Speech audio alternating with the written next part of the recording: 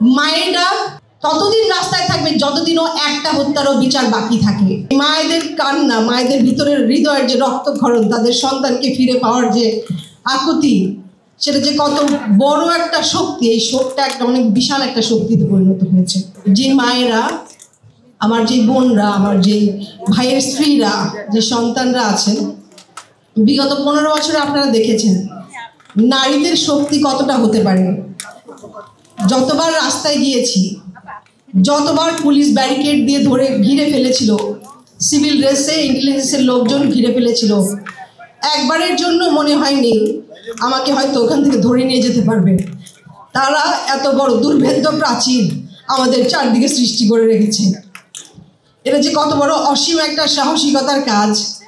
এই মায়েদের কান্না, মায়েদের ভিতরের হৃদয়ের যে রক্তক্ষরণ, তাদের সন্তানকে ফিরে পাওয়ার যে আকুতি, সেটা যে কত বড় একটা শক্তি, এই শোকটা একটা অনেক বিশাল একটা শক্তিতে পরিণত হয়েছে। আমরা যারা ভিকটিম ফ্যামিলিরা একসাথে এই মায়ের ডাকে আছি, আমি আসলে তাদের পক্ষ থেকে আমাদের যেই চাওয়াগুলা, সেই চাওয়াগুলাকে আপনাদের সামনে একটু আনতে চাচ্ছি।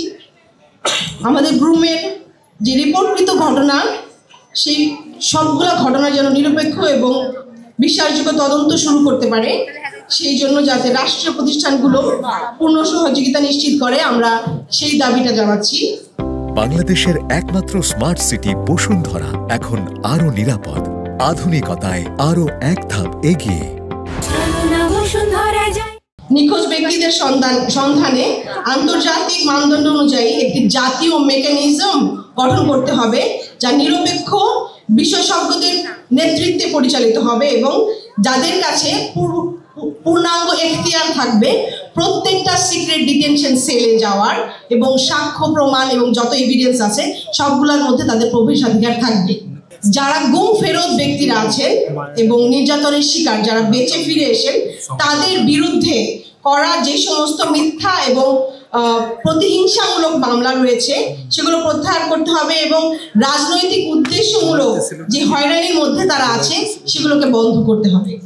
গুম হয়ে যাওয়া ব্যক্তিদের পরিবারদের তাদের নিখোঁজ আত্মীয়ের আর্থিক, সম্পত্তিগত ও ব্যক্তিগত বিষয়াদি পরিচালনার জন্য আইনি অধিকারটা যেন তারা পায় সেটা নিশ্চিত করতে হবে। এর মধ্যে অভিভাবকত্বের অধিকার এবং ক্ষতিপূরণের যে দায়িত্ব সেটাকে অন্তর্ভুক্ত করতে হবে।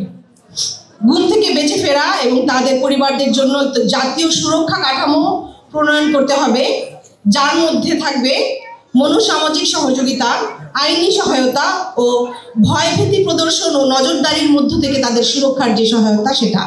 এবং যেসব নিরাপত্তা বাহিনী যেমন র্যাবের মতো যারা বারবার গুম আর বিচার বহির্ভূত হত্যাকাণ্ড করে গেছে বাংলাদেশে, তাদেরকে বিলুপ্ত করতে হবে বা পুনর্গঠন করতে হবে এবং বিশেষ করে তাদের যেই ক্ষমতার অপব্যবহার সেটাকে রোধ করতে হবে। গুম বিরোধী যে কোনো প্রস্তাবিত আইনকে আন্তর্জাতিক কনভেনশনে, international convention for the protection of all persons from enforced disappearances এর সাথে সামঞ্জস্যপূর্ণ করতে হবে এবং আনুষ্ঠানিকভাবে কনভেনশনটিতে অনুসমর্থন করতে হবে। আর এখন পর্যন্ত যারা এই তথ্য প্রমাণ নষ্ট করে আসছে এবং সিক্রেট ডিটেনশন সেলগুলোর মধ্যে যে এভিডেন্সগুলো ছিল সেগুলো নষ্ট করে আসছে, তদন্তে বাধা প্রদান করছে, তাদের অ্যাকাউন্টেবিলিটি এবং রেসপন্সিবিলিটিকে জবাবদিহির জায়গায় আনতে হবে এবং এনশিওর করতে হবে যেন প্রত্যেকটা কার্যক্রম পূর্ণ স্বচ্ছতার সাথে তারা নিশ্চিত করতে পারে। আমরা চাই আন্তর্জাতিক কারিগরি সহায়তার মাধ্যমে বাংলাদেশের ফরেনসিক, আইনগত ও তদন্ত সংক্রান্ত সক্ষমতা জোরদার করতে হবে, যাতে বিচার প্রমাণ নির্ভর ও ভুক্তভোগী কেন্দ্রিক হয়। আমাদের চাওয়া এই দাবি এবং ন্যায় বিচারের জন্য পথ চলা বিগত 15 বছরের, যা হাসিনাকে দেশটাকে বাধ্য করেছে বিগত জুলাই 5ই অগাস্টে।